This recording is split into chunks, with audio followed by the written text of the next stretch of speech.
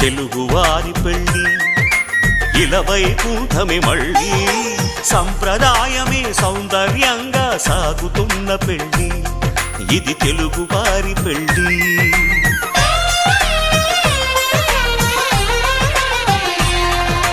తెలుగువారి పెళ్ళి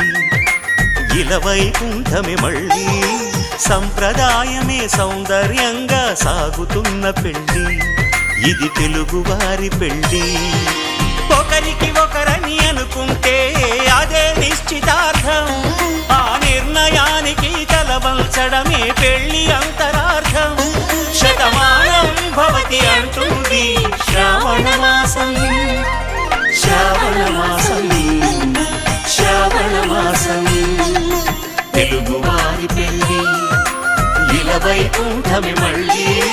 సంప్రదాయమే సౌందర్యంగా